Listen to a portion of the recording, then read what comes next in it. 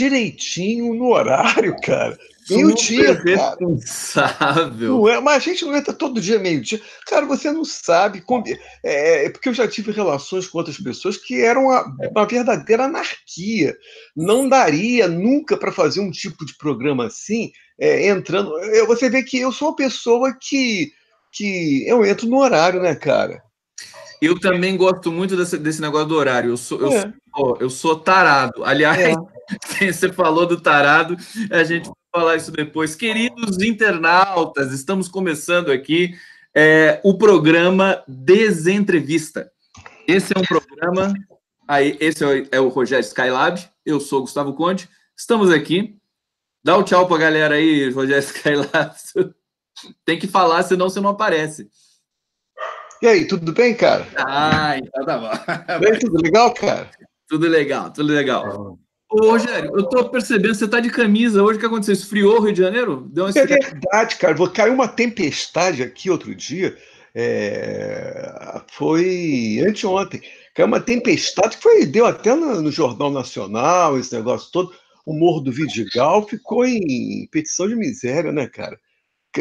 Aliás, Caiu, foi foda. Foi uma chuva violenta, cara. foi uma chuva violenta, realmente. A gente nem dá para brincar com isso, porque teve algumas mortes, não sei quantas, se 4. Que eu vi que tinha 4 mortes foram confirmadas lá no Rio de Janeiro. E hoje aconteceu um incêndio terrível aí também no Flamengo, né? No Flamengo. Pertinho de mim? Aonde? Na verdade, no clube do Flamengo. Eu não sei se tá. Não. É do Morro da Viúva. É do Morro da Viúva. Morreram 10 jogadores da base do Flamengo. Uma coisa terrível. Uma coisa assim, muito. Cara? Muito triste. Bom, Rogério Skylab, a gente vai falar de várias coisas. Depois a gente vai comentar também, enfim, algumas cifras aí desse noticiário, do dia e tudo mais. Mas eu queria começar falando com você. Outra coisa, você escreveu um artigo que subiu hoje para o 247, que é a subjetividade sem nome. É muito poderoso o artigo, quer dizer, eu tô aqui ainda interpretando. Não, o que eu gosto o que eu gosto dos meus artigos é das tuas fotos. As tuas fotos é que valem. O texto não tem a menor importância. O mais importante é a foto que você decide lá. E essa foto que você colocou nesse artigo foi espetacular. Foi espetacular. Foi a Dilma. Porque você não sabe, esse texto eu retirei, eu analisei em cima de um texto de 2 intelectuais, o Tacheto e o Giuseppe Coco. O Giuseppe Coco é bem famoso, inclusive, que é justamente isso, né? Eu não sou ninguém, a subjetividade sem nome, né? Porque o negócio para eles, a Dilma, 2014, foi como se chama? Foi uma farsa eleitoral ali, tá vendo? Eles usam até uma palavra exata para estabelecer, não é bem farsa eleitoral. Houve um problema ali que eles dizem que aquilo ali foi uma farsa, enfim, porque a Dilma teria, na campanha, falado algumas coisas, e quando ela entrou no governo, ela desfez tudo que ela tinha prometido, falado. Então foi uma farsa que se viveu ali. E eles consideram 2014 como, de fato, uma farsa eleitoral ali. Naturalmente, quando eu analisei o texto do Coco, eu eliminei esse adjetivo, porque eu discordo, inclusive, do que ele coloca. Você eliminou a farsa, né? Essa palavra, que não é bem farsa, não é uma outra palavra. Eu eliminei essa palavra porque eu discordo, inclusive, da opinião deles. Mas é um grupo. Mas é interessante, né? Esse que é interessante. Inclusive o outro texto do Bruno Cava, que eu coloquei aí no 247 também, que eu analiso o texto do Bruno Cava, é o mesmo grupo, Bruno Cava, Giuseppe Coco, eles estão juntos ali, sob o reino de Tony Negri. Tony Negri é o grande, né? É o grande tutor ali, né? O fato é que acho, inclusive, que existem profundas diferenças entre Tony Negri e Deleuze, profundas diferenças. Mas eu quero dizer que, enfim, aí eu mando o texto para você, né? Porque tem essa espinha. E o que você faz? Vai falar da foto, né? E o que você faz? Você pega a foto, que é o X do problema, que eu não tinha nem colocado esse problema, né, no texto e tal, né? Mas o X do problema, um dos X do problema é esse, é o problema da análise que eles fazem de 2014. Talvez me permita. E você colocou a foto dela, achei maravilhoso. A foto da Dilma, mas não só a foto da Dilma, a foto da Dilma no palanque, com um público ali, que eu acho que isso tem a ver com o que você coloca no artigo, que é basicamente também a comunicação da Dilma Rousseff. Eu acho que ela precipitou uma certa desestabilização dessa população que foi para a rua em 2013. Já que a gente começou, eu ia deixar para o final. Eu ia deixar para o final para falar do seu artigo. Mas, já que você começou, já que, enfim, que a gente começou nesse pique e tudo mais, eu anotei algumas coisas aqui do seu artigo. E aí, o nome do artigo do Skylab, galera, é A Subjetividade Sem Nome. Inclusive, eu acho que é baseado. Você tira do artigo do Coco, é baseado, o título do artigo do Coco e do Tracheto é justamente isso. Eu não sou ninguém, né? O não entre né? Enfim, eu não sou ninguém e a subjetividade sem nome, né? Deixa eu só. Eu vou jogar para você, porque assim, o artigo do Skylab, galera, é denso, não é assim, você tem que ler com muita atenção, é longo, é realmente de fôlego, e tá lá na nossa home no 247, e ele tá dizendo ali, basicamente, só quero dar um resuminho para a galera né, entender do que a gente está falando. A gente está falando do seu artigo, e vamos falar das manifestações de 2013. Você está falando ali de muitas coisas, mas sobretudo desse momento que o Brasil passou em 2013, que ninguém sabe direito ainda como interpretar. Você coloca ali 4 linhas de interpretação. Aí eu vou jogar aqui. Foram 4 narrativas. 4 narrativas. Foram 4 narrativas sobre o golpe, sobre o levante de 2013, sobre aquele levante, aquele movimento das ruas de 2013. Né? Foram 4 de interpretar aquele levante de 2013. O primeiro, basicamente, eu fiz um pequeno roteiro aqui, né? O primeiro seria assim que levou a multidão ao deserto, né? Achei essa metáfora linda que você colocou ali. É de um texto do Bruno Cava e que na verdade, o texto que eu estou analisando, desse artigo, está muito dentro dessa narrativa que é a primeira aí que você está se referindo. Que é essa do Isso, a primeira. Bom, a segunda seria mais ou menos o embrião de alguma coisa que ninguém sabe muito bem o que é. Eu entendi isso do teu artigo. A terceira seria desequilibrar o progressismo, né? A esquerda. E a quarta seria a própria esquerda. Vamos ser mais precisos. A terceira narrativa é da esquerda de poder e que o Haddad comunga totalmente com esse pensamento da terceira narrativa, né? Verdade. Que haveria ali, naquele levante de 2013, forças mais ou menos ocultas, não é isso? Forças mais ou menos ocultas. Isso.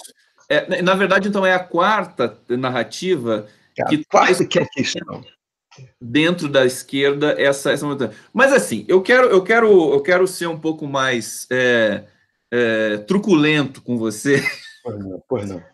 E perguntar assim você, manifestações de 2013, que porra foi aquilo lá que ninguém entende até hoje? Fala pra gente. Olha, o levante de 2013 ainda é a grande questão, cara.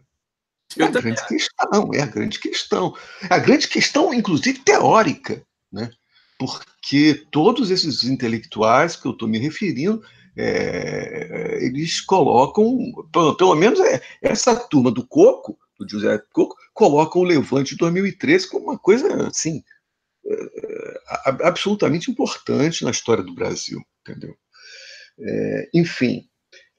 Eu acho que é importante, Eu mas eu acho... estou me debruçando sobre esse tipo de narrativa, né? Porque, na verdade, o Gustavo, eu também, como você, certamente, né? Nós vivemos intensamente esse momento de 2013. Sim. Nós vivemos intensamente esse momento de 2013. Né? Eu me lembro que havia, naturalmente, como até hoje, a guerra de narrativa dentro da rede social. Né? Eu me lembro, nessa época, eu vou falar da minha experiência própria, sem nada de teoria na cabeça. Vou falar da minha experiência própria. Eu me lembro que tinha uma pessoa que entrava nas redes sociais e eu implico. Eu sou uma pessoa muito implicante, sabe, Gustavo? Ultimamente, eu estou implicando muito com o FHC. Isso é bom. Sempre que o FHC escreve um post, eu vou lá e caceto. Entendeu? Atualmente, eu escolhi como meu Cristo ali o FHC. Mas na época de 2013, o meu Cristo era o Hermano Viana. Hermano Viana. Esse é um cachorro interessante. O Hermano Viana. Hermano Viana, que era uma pessoa, enfim, ligada a redes sociais, né? Ele fazia gestão do blog do Caetano Veloso. Exato, blog Caetano. E, naturalmente, ele tem o seu grupo lá de articulação, que teve um programa na televisão, entendeu? E tudo que, na época, o Hermano Viana falava, eu entrava para cacetar, porque eu não gostava, eu discordava da perspectiva dele. Você achava ele muito bem comportado? Entendeu? Por exemplo, o Hermano Viana era contra, me lembro muito bem disso, porque está documentado na rede social. A rede social, ela não apaga nunca. Ela crava, não apaga nunca. Não apaga nunca, entendeu? E a gente estava vivendo aquele momento de 2013 de muita incerteza, de muitas dúvidas, né? Hoje, por exemplo, nós já temos um certo distanciamento em relação a 2013. As nossas posições em relação a 2013 muito seguras em função desse distanciamento, mas na época não. Nós estávamos vivendo o calor do fogo de 2013. Né? E cara, eu era uma pessoa que era a favor de não vai ter Copa, porra! Não vai ter Copa, caralho! Não vai ter Copa! Sacou? Eu era dessa posição. Não vai ter Copa, sacou? E em momento algum eu deixei. E eu sempre tive ligado, nesse momento, principalmente, eu estava muito ligado ao PT. E você. Peraí, olha a contradição aí. Olha a contradição, que não é contradição porra nenhuma, mas olha a situação. Porque a situação é complexa. A situação não é. Porque hoje a gente fala com certo distanciamento das coisas. Mas na época, não. Na época eu era PT, eu apoiava a Dilma, eu apoiava a Dilma e eu era a favor de não haver Copa. Não tem que ter Copa nenhuma, não. Sacou? Era a favor dos movimentos, daquela explosão que estava vindo nas ruas. Era a favor dos black blocs, né? Eu era a favor dos black blocs, né? Enfim, entendeu? Porque hoje você toma um distanciamento e aí já começa a falar as coisas, entendeu? Inclusive, em relação a esse texto em que eu me debruço, ele vai... o Coco e o Tacheto vão fazer uma crítica em relação a um artigo do Peter Paul Pelbart, Peter Paul Pelbart, que eu considero um grande filósofo, que eu acho que é uma certa maldade nessa história, né? Porque ele faz uma análise do texto que foi escrito em 2013, né? Mas ele fez hoje, quer dizer, foi no ano passado que ele fez a análise do texto que o Peter Paul Pelbart escreveu em 2013. Né? E para justificar as críticas que ele faz em cima do texto do Peter Paul Pelbart, ele vai falar que em 2014 o Peter Paul Pelbart e um grupo articulado com ele, foi apoiar na PUC de São Paulo uma manifestação a favor das eleições da Dilma. Entendeu? Quer dizer, ele faz uma análise do texto baseado também num acontecimento que veio a rolar depois do texto, em 2014. Então, ele faz uma análise do texto em função de um acontecimento que ocorreu depois. Isso é bastante... Acho que torna tudo muito complicado, heterogêneo, quer dizer, já torna mais complicado esse evento que ainda está em aberto do ponto de vista da interpretação histórica. Um evento daquela dimensão, Sky, assim, 1 milhão de pessoas, né? Você tem ali que as pessoas foram para Brasília, destruíram ali o eixo monumental, uma coisa impressionante. Você se lembra, botaram fogo ali, foi uma imagem impressionante. Às vezes dá até medo de ver as imagens de 2013, que foi muito violento. Tudo isso, eu acho que eu queria propor a seguinte questão. Eu tenho falado o seguinte, quer dizer, um evento desse tamanho, ele não consegue ser interpretado de bate-pronto. Não. E nem ao longo de uma década, quer dizer, ele vai demorar, a interpretação disso realmente não vai chegar assim, todo mundo se escreve rios de tinta, né?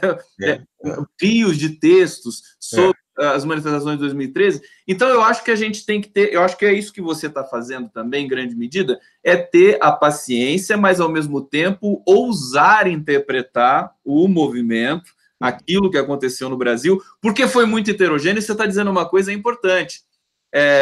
Você apoiava a Dilma, o PT, e, ao mesmo tempo, não queria a Copa aqui, o que parece um contrassenso, né? Mas, na verdade, isso tudo confundiu, isso tudo acho que levou um pouco para o colapso a compreensão política do Brasil naquele momento. 2013 foi um ano muito complicado. Essa coisa dos eventos gigantes no Brasil, acho que a grande síndrome do vira-lata, do Nelson Rodrigues, voltou com uma força imensa, talvez da gente não aceitar que nós éramos a capital mundial dos maiores eventos do mundo, Copa do Mundo e Olimpíada. Então, assim, vou jogar para você de novo.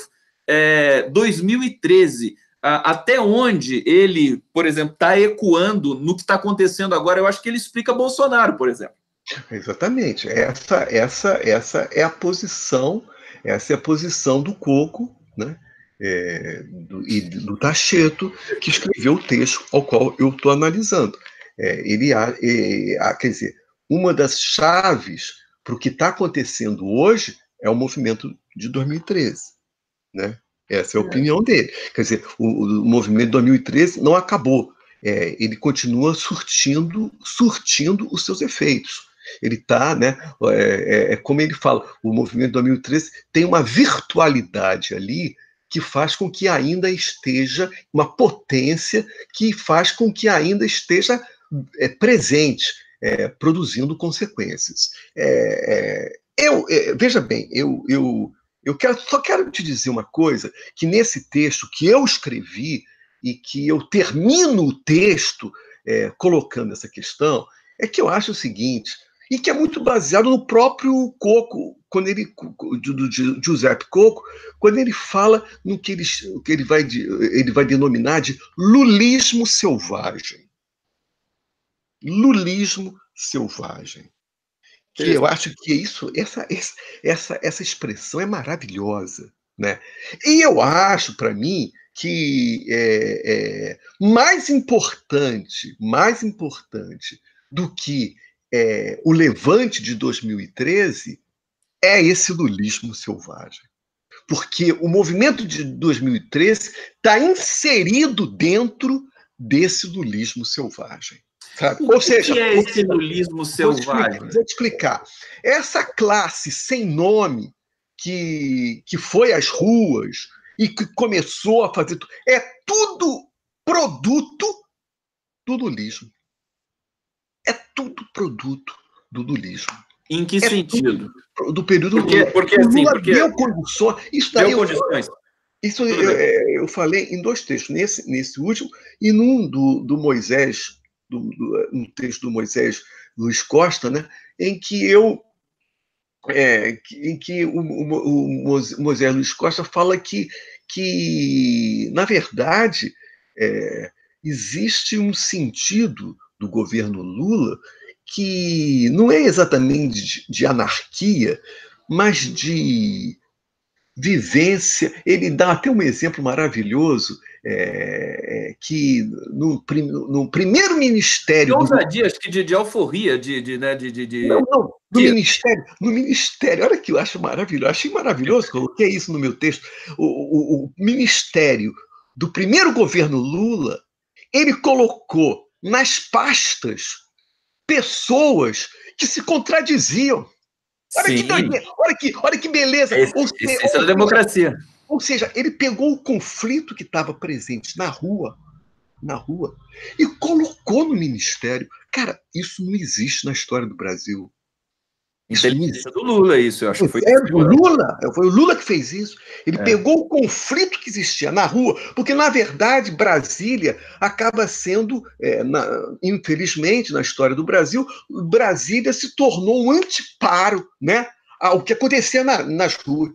Torre de Marfim, né? Pois o Lula fez o contrário. Ele pegou a rua e colocou, com todos os conflitos, com todas as contradições de uma força com a outra, ele colocou tudo no ministério dele, no primeiro governo dele. Uma doideira isso. Isso não existe na história do Brasil. Eu acho que existe um lulismo selvagem, sim. Entendeu? Não, mas peraí, deixa eu entender uma coisa, querido Rogério Skylab, que tá muito interessante para eu deixar passar batido. Que é o seguinte: você falou que essa é uma leitura poderosa, quer dizer, o Lula, e eu também acho isso, mas eu não tinha anunciado ainda esse tipo de formulação, que ele colocou o conflito dentro do governo, que é justamente a maneira que ele tem, muito inteligente, de produzir sentido político, né? Porque você tem que ter fricção, você tem que ter o contraditório para você produzir as coisas. E ele fez isso, senti realmente no primeiro governo, no segundo também. Mas aí onde é que entra esse lulismo selvagem? Acho que isso é outra coisa, né? Acho que isso é decorrente do que aconteceu aí efetivamente na rua, com relação às políticas que ele foi conseguindo desenvolver através dessas contradições. Me explica melhor isso. O Moisés, o Luiz Costa, ele coloca uma coisa muito interessante, né? Você sabe, o Gustavo, eu sempre tive antipatia à palavra empreendedorismo, o empreendedor. Sempre tive uma antipatia profunda. E nesse texto do Moisés, eu comecei a ver um sentido positivo do empreendedorismo, né? Porque é isso, uma das facetas desse lulismo selvagem justamente seria isso, esse empreendedorismo que o Lula produziu na sociedade, mas um empreendedorismo individual, sabe? As pessoas. E exatamente que esse empreendedorismo só é possível a partir de uma política de renda, né? Que ele foi capaz entender, o governo foi capaz de implementar uma série de políticas de renda que deu margem para que cada um pudesse produzir o seu sonho e empreender de alguma forma, né, esse negócio. O fato é que esse lulismo selvagem é uma das facetas, é justamente essa. Só que houve um momento, e aí entra realmente a questão da Dilma. Né? A Dilma é um ponto de interrogação, né, para esses intelectuais, né, e para muitos economistas, né, porque a Dilma ela entrou de cabeça nesse desenvolvimentismo, né, que seria uma coisa meio retrógrada, né, da questão do emprego, que é uma coisa ligada à fábrica, né? E que indo na contramão do que estava se acontecendo no mundo, né? E que tem uma relação com esse trabalho imaterial, sabe? E você fala lá. Que eu falo lá. Então, enfim, o governo Dilma seria um retrocesso a essa política, a esse lulismo selvagem. E esse retrocesso acabou produzindo essa classe que foi às ruas. Você fantástica sua leitura, totalmente. Você está me entendendo? Mas veja, essa classe foi às ruas, não é? Porque ela foi concebida, ela foi gerada, ela foi produzida por esse lulismo selvagem que eu estou me referindo. Foi Lula que deu possibilidade, que geriu, enfim, produziu, que fez com que nascesse essa classe, né, que acabou se sentindo órfã a partir do momento dessa política econômica dos campeões nacionais, né, que foi muito dentro do sistema da Dilma Rousseff. E aí aconteceu isso. Mas eu quero dizer que, você veja, o campo de possibilidades continua sendo Lula. Foi ali que foi gestado tudo. Você está me entendendo o que eu quero dizer? Claro que sim. Na verdade, eu quero dar uma atenção para o nosso internauta que está chegando aqui e está acompanhando esse papo, essa desentrevista que nós estamos aqui fazendo. Deixa eu só dar um alô para todo mundo aqui. Sérgio Luiz dizendo aqui, tudo bem ser contra os eventos da Copa e Olimpíadas, mas as manifestações foram manipuladas e usadas pela direita, foram sim. Bom, tem essa leitura também. Acho que tem. Vou ler mais um pouco aqui. Os nossos internautas. Tudo bem, aqui Netânia Rafael, Cláudia Lopes, querendo saber do lulismo selvagem.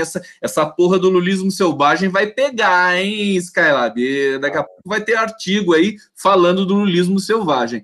Luciano Gomes dizendo assim que o Mujica explica que construímos consumidores e não cidadãos. Bom, tem muita coisa, e eu acho que você traz, Rogério Skylab, uma visão, é isso que é interessante, né? É por isso que a gente tem que ser ousado nas formulações políticas para realmente produzir um sentido novo político. Você está colocando coisas novas na mesa para a gente poder entender o momento, que é um momento quase que inentendível, né? As pessoas, os mais expoentes da ciência política continuam de queixo caído com o que está acontecendo no Brasil. Então, eu acho que a gente tem que mexer um pouco nesse lugar. Só remetendo a 2013, porque eu estou falando muito, menos em termos teóricos, do que uma experiência própria que eu vivi.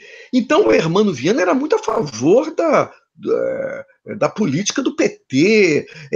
A gente percebia que estava ligado ao PT e, por isso, ele ia contra o movimento. Você está me entendendo? E eu era totalmente PT e era a favor do movimento. Sim, a favor do movimento. Tá me entendendo o que eu quero dizer? Havia enfim, essas diferenças. Eu acho que naquela época, mas assim, eu quero avançar, porque tem muita coisa interessante que eu quero falar com você, mas assim, para a gente concluir essa questão, inclusive a questão da foto, que eu achei que eu não falei, mas assim, eu também sou muito sensível quando eu escrevo alguma coisa, se a foto está ornando, se ela está contribuindo para o sentido do texto. É muito importante. E nesse caso do seu texto, realmente pegou na veia, porque... Fala, o que você quer falar? Teve nada nesse texto aí, nesse texto pelo menos, essa foto não tem nada de ornamental, não tem nada disso. Essa foto, ela está mexendo com uma questão profundamente. E eu acho que você, quando colocou essa foto, você não teve muita consciência disso. Mas eu tenho. Mas enfim, ela mexe com uma questão profunda ali. Como eu não tive consciência disso? Como é que você. Como assim não tive consciência? Não, porque se você teve, eu achei genial. Com certeza, eu achei genial. Eu acharia genial. Que eu não li o teu texto? Hein? Tá achando que eu não li o teu texto? Não, porque eu acho. Não, porque inclusive no texto eu não coloco nada da Dilma. Veja bem, no texto eu procuro apagar. A palavra é estelionato eleitoral. Eles acham que em 2014 houve um estelionato eleitoral. O fato é que eu apaguei essa palavra, não menciono em Dilma Rousseff, tá me entendendo? E enfim, que está muito no texto. Você menciona em alguns momentos, sim. Eu acho que Mas no sentido de estelionato, de ser estelionato eleitoral, no sentido negativo do termo, entendeu? O que para esse grupo de intelectuais houve um estelionato eleitoral ali. Enfim, eu eliminei essa possibilidade enfim, fazer essas associações. E você vai e coloca a Dilma. Então, Rogério Skylab, permita-me que eu traga algumas questões aqui para você. Agora vamos avançar. O pessoal está curtindo aqui a nossa desentrevista. Você fez uma reflexão no seu Facebook, e aí você fala das pessoas que nasceram com o cu virado para a lua, né? As pessoas de sorte e tudo mais, né? E aí você vai dizendo, as pessoas, classe dita moda, bem-sucedidos, ditarão, vão ganhar muito dinheiro. E aí eles também tinham uma coisa assim meio de esquerda. E aí eu queria propor a seguinte ideia, que é o seguinte para você. Eu acho que, sabe o que fudeu a esquerda, de uma certa maneira? Porque é gostoso ser de esquerda. Então, você tinha uma elite, um pessoal intelectualizado, assim, que se dizia de esquerda só para ficar bem na fita. E aí fudeu tudo isso. O que você tem para dizer para mim sobre isso? Sobre o cu virado para a lua, eu acho que essas nossas conversas são muito boas, porque essas nossas conversas podem explicar muitas vezes como que alguns posts são geridos, né? Nascem, né? Porque às vezes eu não coloco no post, né? Então vamos fazer então uma genealogia para tentar explicar por que aquele post nasceu do cu virado para a lua. Eu vi, rapaz, na televisão. Eu sou um cara muito televisivo, sabe, o Gustavo? Eu sou da geração da televisão. Agora, uma televisão que eu tenho curtido muito é o Curta, chama-se Curta. Essa emissora Curta, ela é espetacular. Inclusive, ontem ela fez. Tem um programa chamado Alegorias do Brasil, e ontem o episódio foi Saudades do Futuro. Produzido pelo Murilo Salles. Cara, impressionante, cara. Nesse episódio, Saudades do Futuro, a quantidade de intelectuais, são depoimentos de intelectuais. Porra, eles pegaram a nata da intelectualidade brasileira, entendeu? Impressionante. Historiadores, filósofos, pegaram a nata. Então era uma multidão de intelectuais de primeira categoria falando sobre a questão de Brasília, no sentido de Brasília, programa de alto nível. Então, eu vejo, porque às vezes a minha mulher fala assim, pô, televisão é uma merda, mas eu consigo tirar leite das pedras na televisão, sabia? Eu consigo tirar leite da pedra na televisão. Eu consigo ver na televisão coisas interessantíssimas. Eu acho que eu tenho... Fala. Um exemplo foi esse programa que eu vi ontem na TV Curta. E foi na TV Curta que eu estava vendo um programa que me levou a escrever esse post do cu virado para a lua, que era um documentário sobre Arnaldo Antunes. Um documentário sobre Arnaldo Antunes. Um compositor, inclusive, que eu gosto muito e que eu escrevi um longo texto. Eu escrevi um longo texto sobre Arnaldo Antunes, entendeu? Eu escrevi um longo texto, está no meu... nessa parte da academia, que eu publico meus textos, também está no meu blog. Escrevi um longo texto abarcando uma área, um período longo da sua produção fonográfica, né? É um texto realmente muito bom, cara, grande, pesado, o texto como eu gosto. Mas, enfim, eu só quero dizer isso porque eu admiro o trabalho do Arnaldo Antunes. Como eu não vou admirar o trabalho do Arnaldo Antunes? Mas me irritou muito esse documentário sobre o Arnaldo Antunes. Porque é um documentário de uma pessoa bem-sucedida. Ah, entendi. É a dicção, né? É um documentário de uma pessoa bem-sucedida. Tá entendendo? Quer dizer, eu não estou longe de mim de questionar o poder criativo dele. Não, eu gosto do trabalho do Arnaldo Antunes. Mas, assim, nesse documentário, produziu-se a imagem de um compositor bem-sucedido, sem conflitos, sabe? E que acabou sendo um discurso de poder. Um discurso do poder. Né? Quer dizer, é terrível aquele programa, aquele documentário, aquele show que ele faz na casa dele, não sei se você já chegou a ver, é um show que ele fez, ele montou um palco na casa dele e convidou a nata da intelectualidade, né? Aí quando você começa a ver esse negócio da nata da intelectualidade, todo mundo cercando o Arnaldo Antunes, né? Fazendo isso para ele, aprovando tudo que ele faz. Essa coisa de nata também não gosto, eu tô maluco. Mas Tirar entendeu? nata. Eu passo no coador. Porque certamente, se você ouvir um discurso do Arnaldo, você vai ver que ele é uma pessoa extremamente inteligente e certamente é uma pessoa de esquerda. Mas ele expressa o poder. Você está me entendendo? Ou deixa que expressem por ele, né? No caso que é o documentário e tal. Pois é. Escape a alçada, seja coisa da Mas olha, dele, a produtora dele. É verdade, Gustavo, mas vou te falar, apesar de eu estou me referindo ao documentário, na verdade, enfim, se você observar, o Arnaldo não tem muitas contradições, é muito certinho. É um pouco a imagem do paulistano. Ele é bonzinho, meu. É bonzinho, de esquerda. Bonzinho. Né? Ele não tem muitas contradições, ele não tem muitas loucuras, apesar de ele estar falando da loucura o tempo todo. É uma loucura muito. Talvez, né? É uma loucura muito comportada, entendeu? Ele não tem contradições. Tá me entendendo? Então eu acho, e a turminha lá, Marisa Monte, Carlinho Brown, aquela coisa, como é que é? André Midani, o poderoso, que foi acusado na época pelo Glauber Rocha como agente da CIA. Eu não sabia. Tem um artigo no Jornal do Brasil, na época, quando a coisa está pegando fogo, que o Glauber era poderoso.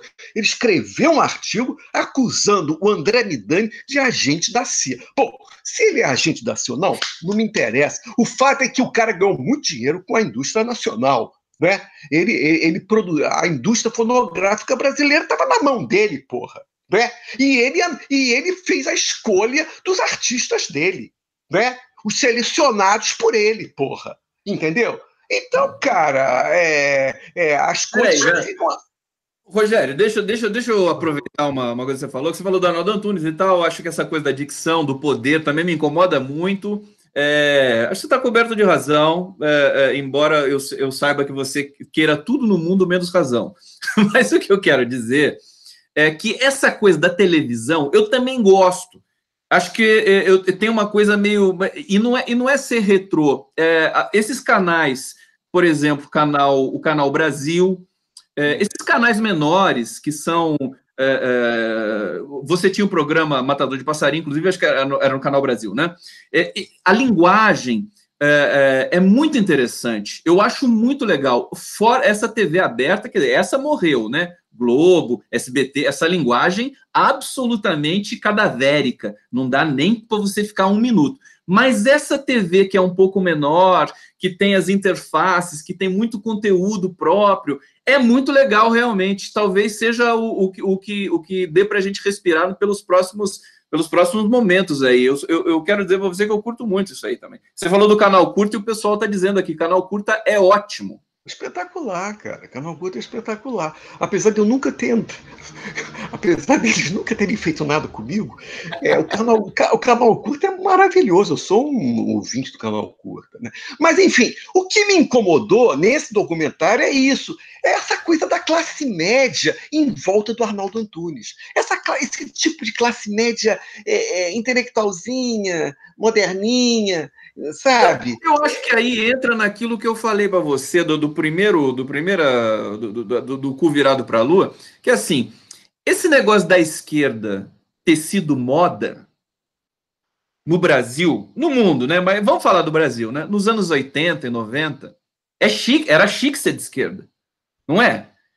E eu acho que e daí, mas muita gente virava de esquerda só para ficar bonitinho na fita. E aí você perde a essência, que talvez seja aí um pouco essa coisa do lulismo selvagem que vem depois e que modifica e que arrasta um país para outro caminho. né? Pelo menos um caminho de soberania política aí, que a esquerda vai lá, elege o teu governante e produz as políticas que tem que produzir e tudo mais. E ademais, quer dizer, foi um momento luminoso realmente do governo Lula. Você não acha que tem essa coisa, assim, só para complementar, você não quis falar, mas por que a esquerda tem essa crise infinita sempre de identidade, essa coisa que aparece hoje, assim, o que é ser de esquerda? As pessoas não sabem direito, e a direita nem discute isso, porque como eles não têm compromisso com nada, mesmo não precisa discutir identidade. Agora a esquerda precisa. Como é que é?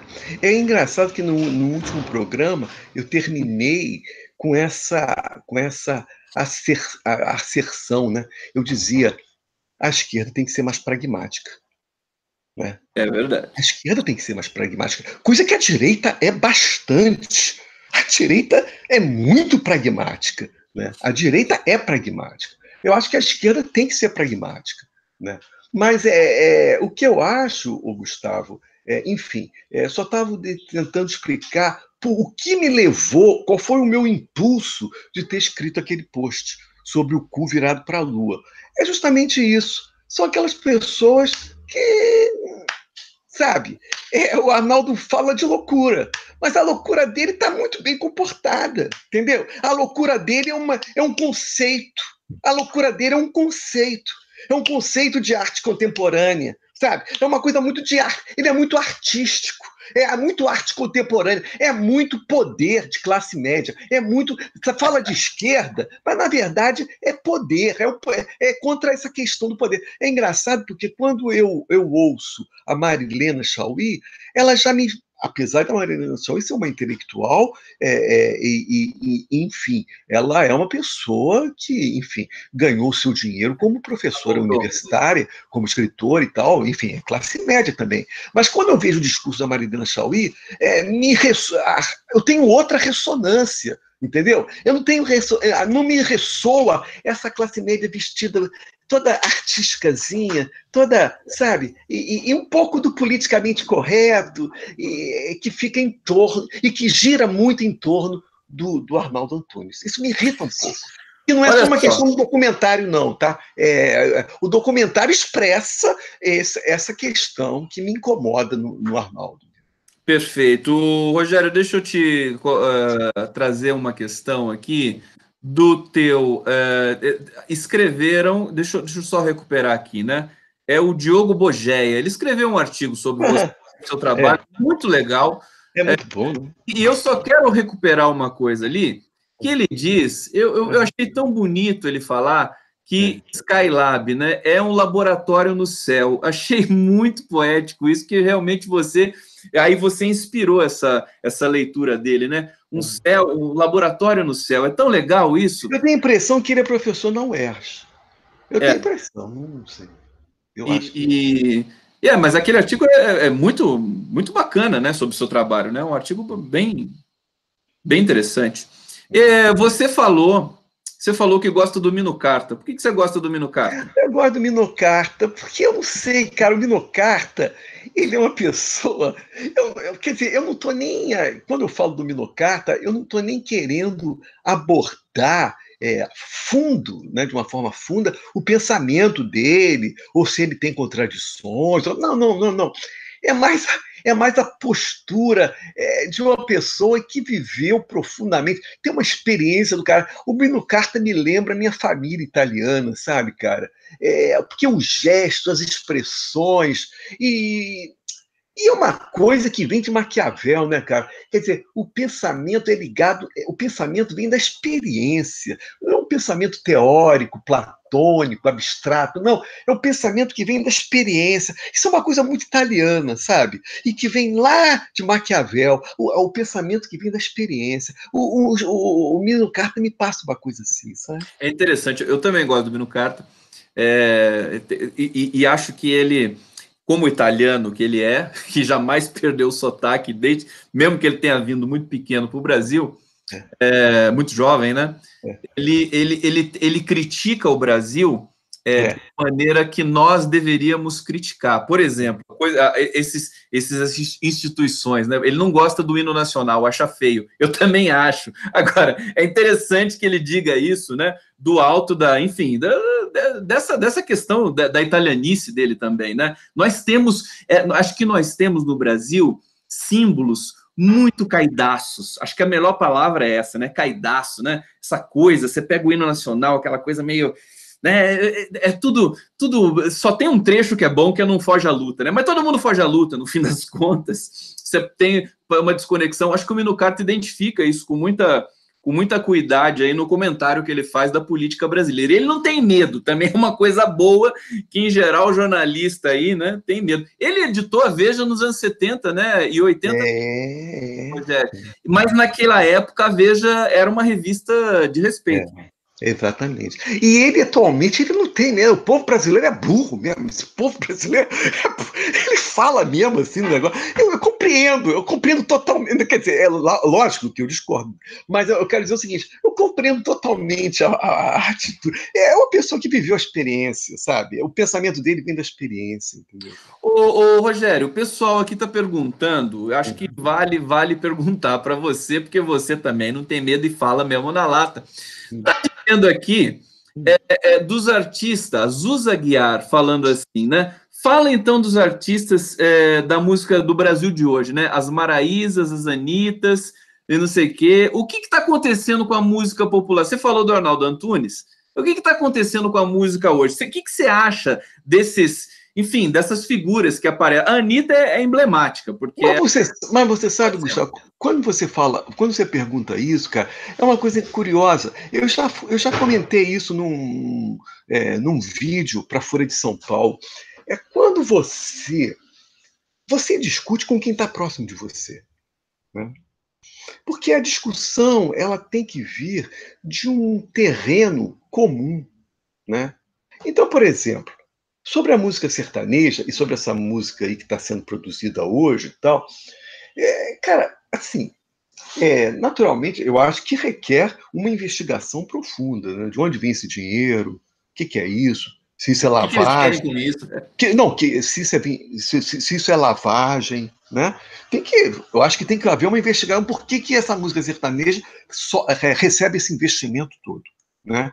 Primeiro tem que fazer uma investigação mesmo, política, econômica sobre essa música sertaneja. Muito dinheiro, né? Muito dinheiro, cara. É muito investimento nessa porra, né? Enfim, eu não quero adiantar nada, mas eu acho que é um campo propício para uma investigação, né? Onde tem muito dinheiro, sempre tem alguma coisa errada. Agora, sobre a questão estética, eu não estou afirmando nada sobre isso, tá? Eu só acho que é uma coisa preocupante. Agora, sobre a questão estética, cara, o que eu vou falar de música sertaneja? O que eu vou falar de marinara? Eu não tenho que falar porra nenhuma, porque é como se fossem pessoas de um outro planeta. Tá me entendendo? São pessoas de outro planeta. Eu não tenho nada para falar da música. É a mesma coisa quando você me fala assim, e sobre os Bolsonaro, os bolsominions e tal. Cara, eu não vou falar nada, eles são tão toscos. Eles habitam um outro planeta. Tá me entendendo? Eu não consigo ter diálogo com o bolsominion. Entendeu? Eu não consigo.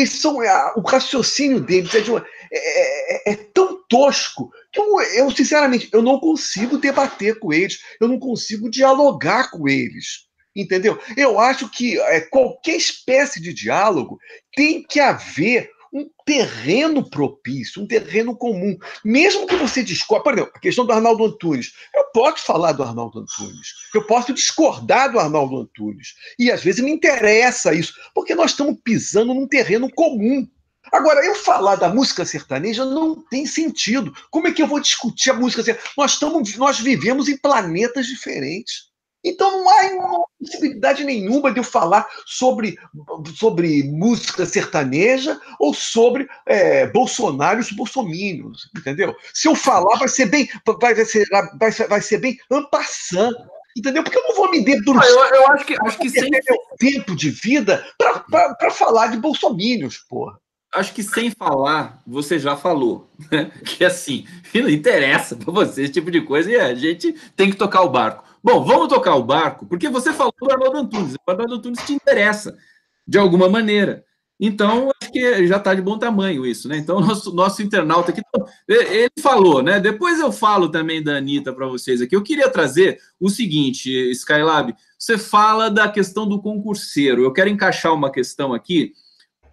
E aí você diz, né? Você fala que também foi um concurseiro. Muito legal o seu texto, né? Vou ler o finalzinho dele aqui, né? A profissão de fé, né? Conheço um concurseiro a quilômetros de distância. Tem um semblante vazio, parece oco por dentro. Concurseiro não pensa. Você nunca vai ver um concurseiro atormentado.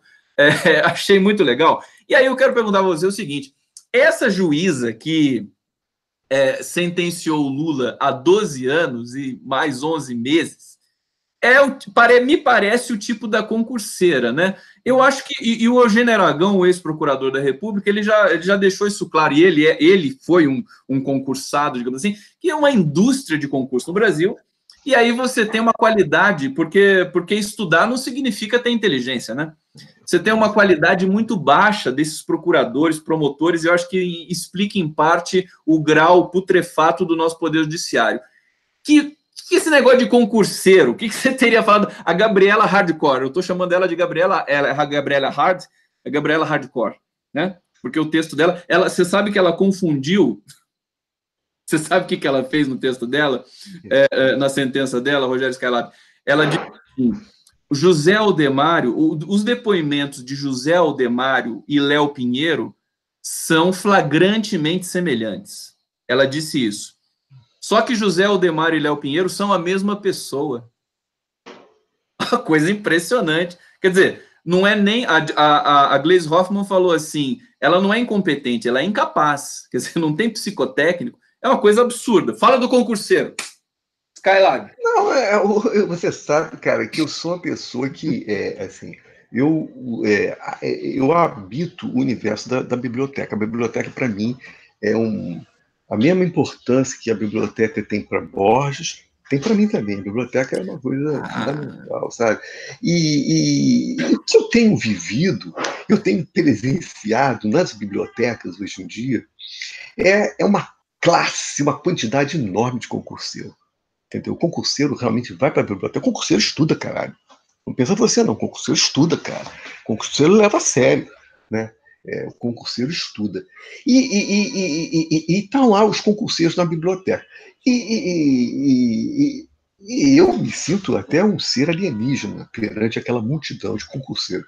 E na verdade, o concurseiro, é isso que eu acho interessante, que eu tentei desenvolver nesse texto, é que o concurseiro seria um estágio provisório até passar um concurso.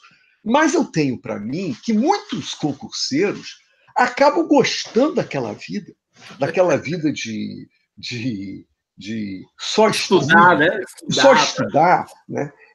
Enfim, sem muitas preocupações com a experiência da vida, com a ideologia, com nada disso. Ele só quer estudar lá o que está escrito lá nos códigos, né? Enfim. E cria-se uma bolha em torno do concurseiro que ele fica meio passivo. Por isso a sensação de ser oco. Porque ele vive uma vida dentro de uma bolha, tá me entendendo? E a paciência dele. Moral da história, na verdade, se ele vai passar no concurso ou não tem, acaba não tendo a menor importância se ele vai passar no concurso. Quer dizer, tudo foi em função disso, mas no final das contas, acaba se gerando um tipo de vida, né? Que é a vida do concurseiro, que é a vida de uma pessoa que está numa bolha, né? Concordo com você, né? Essa coisa do concurseiro me incomoda bastante. Antítese total de qualquer possibilidade de você ousar fazer alguma coisa na vida, né? Aquela coisa muito comportadinha, né? O cara já... Por isso... 20 anos ele já pensa na aposentadoria, né? Não, e por isso foi feito uma pesquisa da classe dos juízes, hoje em dia, comparado com a pesquisa que fizeram sobre os juízes há 50, 60 anos atrás, né? E perceberam que há uma diferença hoje na classe do juiz com a classe de juiz há 60 anos atrás. É porque hoje eles estão preocupados com a questão da Constituição, em gerir a profissão deles, é uma coisa pragmática. E há 60 anos atrás, o juiz tinha uma preocupação ideológica. Eu acho que é isso que gerou essa monstruosidade que se transformou o Poder Judiciário hoje, que é o Eugênio Aragão diz isso. Quer dizer, eles se preocupam com o concurso, se preocupam com o cargo público, que eles não podem ser demitidos, e ganhar em cima do teto e ganhar R$200 mil por mês. Isso. E aí o que acontece com o Poder Judiciário brasileiro?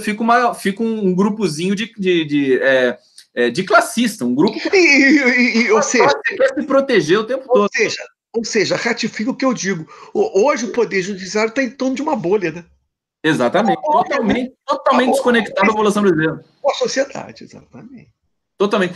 Skylab, como é bom falar com você. Tem um post seu que eu quero tratar, porque fala da perseguição, e eu acho que a perseguição é o sentido que está na ordem do nosso dia, da nossa década aqui no Brasil, né? Você fala que estava chateado, você perdeu uma música, né? Você estava compondo uma música e perdeu, né? A buceta... Mas ela voltou. Eu sei que... Não, peraí, calma. Não, ela fugiu e voltou de novo. Ela fugiu de novo, né? Depois ela fugiu de novo. Aí você estava lá, né? Aí ela escapou, você tem o seu protocolo aí de composição, aí você foi lavar louça e ela apareceu de novo.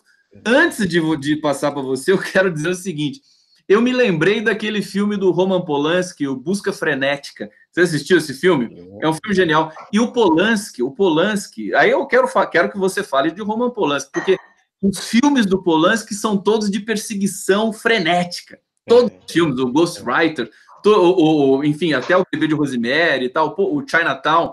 O que você acha do Polanski? Eu amo profundamente, eu amo demais. Não perco um filme do Polanski, nada. Polanski para mim é maravilhoso, em todos os sentidos. Agora fala dessa... De quem? De lavar louça. Não, eu lavo louça, cara. Eu também lavo. Eu lavo louça todo dia. Porque, Gustavo, eu não sou um bom cozinheiro, sabe? Eu realmente não sou um bom cozinheiro. Eu sou um expert na avaliação da comida. Mas, assim, eu não sou um bom cozinheiro. Eu gostaria de cozinhar bem, sabe? De ter a experiência da culinária, mas eu não tenho. E para azar meu, eu me casei com uma mulher que arrebenta. Arrebenta, cara. Arrebenta. Então não há espaço para mim. Não há espaço para mim, né? Não, mas eu quero que você fale o seguinte, Skylab, o seguinte. Calma, mas só me restou a louça, lavar a louça. Eu lavo a louça com bastante. É bom porque lavar a louça te deixa relaxado. E foi justamente nesse momento de relaxamento, enquanto eu estava lavando os talheres, é que a música voltou de novo. Porque quando a música ela tá muito nova, você ainda não domina os códigos internos dela. Você está me entendendo? Então você tem que conviver com ela um certo tempo para você dominar os códigos. Quando eu falo dominar os códigos, não é só uma questão técnica. Porque eu poderia, veja bem, eu poderia anotar a música. Olha só que doideira que eu não falei sobre essa questão. Eu poderia anotar a música na pauta e fechou, acabou, não esqueço nunca mais, está anotado aqui. Porém, cria-se um problema. Quando você anota, você fecha a questão.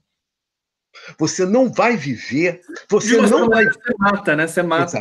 Exatamente. Você fecha a questão e você não vai viver esse processo de perseguição e fuga, que esse processo de perseguição e fuga é uma forma de convivência com ela, é uma forma de assimilação que você está fazendo dessa música nova. E a assimilação não é só uma questão de assimilação teórica das notas, do ritmo. Não. É uma assimilação que tem questões aí que não passam pela teoria musical. Tá sensacional o que você está falando. Muito bacana isso, né? Processo de criação do Rogério Skylab aqui para você. Rogério, vamos esticar um pouquinho? Porque eu quero que você fale mais umas coisas. Você pode esticar um pouquinho? Você vai para a gravação, você tá toda tarde você vai para o estúdio, né? Fala para gente, como é que é a sua rotina aí? Você vai para o estúdio toda A minha rotina é biblioteca e estúdio, né? Mas o fato é que quando eu estou assim, em cima de um trabalho, como eu estou atualmente, Você sempre está em cima de um trabalho, você nunca está sem trabalho, não é? É difícil, é verdade, é difícil. Você está Mas, sempre enfim, gravando, é um cara é que está verdade, sempre. você colocou essa questão, realmente. Eu estou sempre em cima de um trabalho, não tem jeito. E aí você passa a tarde e você me falou, porque inclusive é o nosso horário aqui, por isso que eu estou pedindo licença para você, para a gente explicar um pouquinho. Então é o seguinte, eu também gosto de lavar louça, eu tenho que lavar louça. Você cozinha bem? Mas eu cozinho, eu sei fazer umas coisinhas. Mas o que eu quero dizer é que, lavando louça esses dias, eu falei assim, cara, eu preciso fazer uma transmissão, porque quando a gente lava louça, a gente pensa coisas incríveis. Verdade. A gente pensa... E aí eu falei assim, eu vou botar uma câmera aqui, e aí eu vou fazer uma live lavando louça. Você não acha divertido fazer isso? Poxa, maravilhoso. Aí você pega, você lava lá aquele pirex e tal, e conversando, porque quando a gente tá lavando louça é muito divertido. Legal. Tá na cabeça da gente. É verdade. Teve até um garoto que me alertou que era a questão da água. A água tem esse poder. Exatamente. A água tem esse poder. Tem esse poder de relaxamento e tal, né? Isso. É divertido lavar louça. Bom, eu quero falar agora da questão do tarado, que eu achei o post genial, né? Um tarado vai sempre encontrar subterfúgios para suas idiosincrasias. Você também deslaiciza o tarado, né? Rogério Skylab. Eu achei genial. O tarado que fica olhando o cara com a britadeira, né? O cara tá a caminho do banco, né? É muito legal. E aí eu pensei assim, caraca, eu acho que eu sou tarado também, né? Explica esse negócio do tarado pra gente. O que é o tarado? Eu já te falei que tudo que eu falo nunca é inspiração minha, não, vem de outras coisas. O tarado, na verdade, eu estou fazendo uma referência, que eu não menciono, mas já vou te adiantando, à literatura do Marcelo Mirizola, que eu gosto muito, sabe? E o Marcelo Mirizola, ele tem um texto chamado Da Choperia, fez o pé, eu me esqueci o nome da mulher, não sei o que, pintou o pé para ir para a choperia. Uma coisa assim. Pintou o pé e foi para a choperia. É uma coisa assim o nome do texto. Depois eu pego o livro aqui e te mostro. Mas, enfim, eu chamei, inclusive, o Marcelo Mirizola para ir no Matador de Passarinho, entrevistei ele e falei muito desse livro. Esse livro tem uma importância muito grande para mim. O Mirizola é poeta também, né? Não, o Mirizola é fundamentalmente um cronista. Com a prosa. Não, romance. Que eu diria romance, mas eu diria que são narrativos, né? Enfim, mas está ligado à prosa, né? E o Marcelo tem essa ideia do tarado, né? E tem um texto dele que ele fala, justo nesse livro que eu estou me referindo, que é o primeiro livro dele, que ele fala que a questão do tarado não é de tesão, é uma outra coisa, né? E nesse texto eu tento fazer uma compreensão do que ele quer dizer quando diz que não é tesão, porque o tesão está ligado ao sexo, né? E o tarado não, ele faz com que o sexo o sexo no tarado sofre uma dispersão, né? Então tudo são motivos eróticos para ele. Ele se interessa pelo mundo porque o mundo é erótico para ele. Tá me entendendo? Não passa mais pelo tesão, passa pelo erotismo, né? Então é essa ideia do tarado que o Marcelo Mirizola desenvolve muito no seu livro e que eu passei nesse post. O que eu achei muito delicado ali, muito interessante, é você falar assim, eu nunca vi um tarado deprimido. Isso é tão interessante. Realmente, né? É verdade. Você não tem essa ocorrência, né? Deixa eu ver aqui, que é mais que eu anotei. Bom, tem uma coisa que você fala, que daí é profundamente política, e eu vou querer... Mas você só vai ficar pegando meus posts, porra?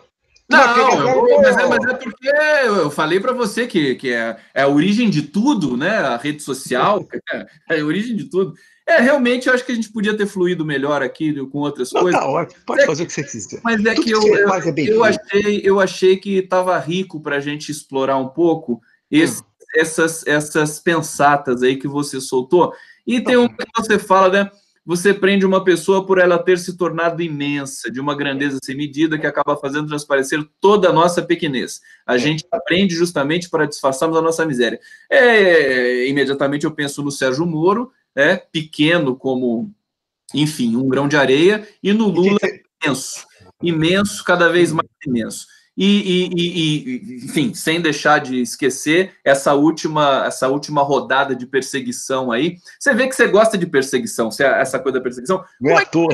Perseguição ao Lula aí, já que, enfim, narrativamente é interessante, e o Lula está lá firme. Ele não baixa a cabeça para essa perseguição, ele não vai negociar com ninguém. Ele vai como exemplo. Não vai, não. É o que eu chamo a teimosia kafkiana, né? A teimosia kafkiana, né? Que às vezes irrita a gente, né? Porque a gente começa a achar muito republicanista, né? Mas a gente tem que compreender, porque tem uma dimensão simbólica aí dessa teimosia que é a marca, talvez, mais importante do Lula e do PT, né? É essa coisa republicanista né? Ele está levando porrada, mas ele continua, né? Ele não desiste, né? Eu acho que ele se coloca, acho que ele tem um pensamento histórico, né? Porque muita gente fica preocupada com a vida biológica dele, nós nos preocupamos com isso, mas a cabeça do Lula funciona de uma outra maneira, por isso que ele é tão imenso. E a gente tem que, né, respeitar isso também, porque ele não se curva. Você sabe que ele já discordou várias vezes da própria defesa dele, falando: eu não quero acordo, não quero prisão domiciliar, eu quero que eles declarem que eu sou inocente, porra. É isso que ele está querendo. Não tem é por isso que eu digo, é uma teimosia kafkiana, é uma maravilhosa isso. É maravilhosa. E ele vai. Às vezes, você não acha que às vezes beira um pouco um surrealismo absurdo, mas esse absurdo no sentido positivo, né? Mas você sabe qual? O senso comum jamais faria isso. Eu não acho, eu tenho certeza. Inclusive, assim, não tem autor surrealista ou fantástico na face dessa terra que pudesse criar um romance com esse script que está sendo feito agora pela justiça brasileira e o Lula. E agora o problema é o seguinte, Skylab, que é um problema da paradoxal, né? Quando você está dentro desse script, dessa narrativa, você não consegue sentir a dimensão absurda, né? A aberração que é tudo isso, porque você está dentro daquilo, né? Você não sente isso? Exatamente. Tem de sair fora. Tem que sair fora. Você sabe, cara, você sabe da minha paixão por Henry James, né? Eu venho estudando o Henry James já há muito tempo, né? Solange, fala um pouquinho mais baixo aqui que eu estou aqui. Olha só, é uma coisa interessante que tem um livro do Henry James que nem é considerado pela crítica como o seu livro mais importante, que seria da fase tardia dele, que é A Outra Volta do Parafuso, que, no entanto, é o livro mais conhecido, mais popular dele. O livro mais popular dele é A Outra Volta do Parafuso. Eu acho que eu posso, e desejo muito fazer isso, um estudo desse romance baseado na perseguição do Lula. Porque esse romance é um trabalho de perseguição das crianças. A predecessora está fazendo uma perseguição, está fazendo um inquérito em cima das crianças, questionando as crianças, né? A inocência das crianças. É muito interessante. É uma coisa que extrapola. A gente conhece Kafka, por exemplo. A narrativa do Lula extrapola Kafka. É uma coisa assim, o cara está preso, aí não pode receber visita, aí não pode dar entrevista, não pode ir no enterro do irmão, vai ser condenado de novo, e não sei o quê. E assim, a coisa não para, é uma coisa vertiginosa. E eu acho que narrativamente, literariamente, é rico. Infelizmente, para a nossa vida política, é um inferno, né? Exatamente. Skylab, querido, deixa eu te dizer uma coisa aqui. O pessoal está curtindo a nossa... Nós vamos terminando nossa desentrevista. Quer ver? Tem gente aqui dizendo o seguinte... Tem uma muito interessante para você aqui. Polanski foi... tá falando que o Polanski foi condenado por pedofilia. É verdade. Tem uma história do Polanski, mas eu acho que tem perseguição nessa história também. O Woody Allen também, né? Tem uma história também.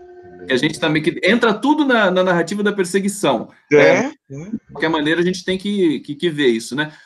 Deixa eu só achar... Aqui, ó. Carmen Góes está dizendo assim para vocês, Skylab, sou feminista e adoro o Rogério Skylab. Tudo sentido. Olha que beleza. Muito bem. Mas, pera, eu não entendi a questão dela. Eu sou a favor do feminismo, por que ela está falando isso? Eu não entendi, então. Pois é, né? É o pressuposto da linguagem. Não, porque acho que em função das polêmicas aí que a gente comentou, né? É engraçado que o tema feminismo ele vai atrás de você, né? Muita gente falando para a gente discutir feminismo aqui. Na próxima desentrevista a gente discute isso. Então, com certeza. Tudo bem? Pô, tá ótimo, né, cara? Tá bom. Você acha que o ritmo do programa tá indo bem? Tá? É isso aí, né, cara? É isso, né? Acho curioso, porque quando nós começamos, eu sugeri um terceiro elemento, né, e tal. Mas você sabe, vendo os programas, os episódios anteriores, os dois anteriores, eu falei assim, não, se botar um terceiro elemento aí, tudo bem, pode até ser uma coisa interessante, mas vai ser um outro formato, vai fugir de uma coisa que a gente pode desenvolver isso ainda. É muito prematuro a gente matar isso para uma outra forma. Exatamente. E daqui uma certa quantidade de episódios, eu dei o número de 12º episódio, 12 episódios, a gente passe para um outro formato. Mas esse formato eu acho interessante, né? Eu acho interessante. Sabe o que eu achei bonitinho hoje, que eu falo para você?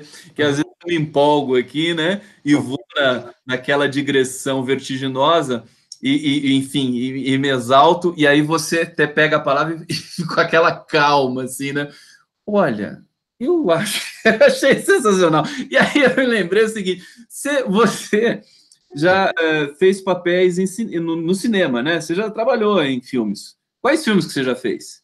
Eu trabalhei num curta, né? Não vou conseguir me lembrar o nome do diretor, mas é um diretor até bem cult, que mora aqui no Rio de Janeiro.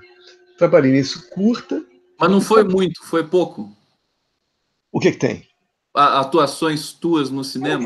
Não, vou te falar, foi nesse curta e trabalhei no filme do Danilo Gentili, né? Eu vi, esse eu vi. Como ser o pior aluno da escola, né? Você faz papel ali de um diretor, professor? Professor de história. Professor de história. Professor de história. Muito bom. Bom, eu acho que a gente está encontrando esse formato, né? Cada vez mais, eu acho que a gente tem que se divertir aqui junto com o público também. E aí eu vou ver, viu, Sky, para a gente fazer a transmissão ao vivo pela TV 247 de uma vez. Aí ótimo. Pelo meu canal, vai pelo seu canal. Ótimo. Para a gente agregar aí as plataformas e no Facebook também, que é bem legal. A gente vai transmitir essa entrevista depois no Facebook. Rogério Skylab, então, bom trabalho para você hoje no estúdio. Conta para a gente, publica. Os seus contos estão suculentos e deliciosos. As suas histórias ali no Facebook. Eu estou acompanhando diariamente. E, inclusive, acho que eu vou... Hoje é dia de escrever, eu preciso escrever também. E aí eu me despeço de você e peço para você se despedir da gente. Adoro você. Tchau. Beijo para você, meu querido. Até a próxima semana, terminando aqui a desentrevista com o Rogério Skylab. Beijo para todos vocês.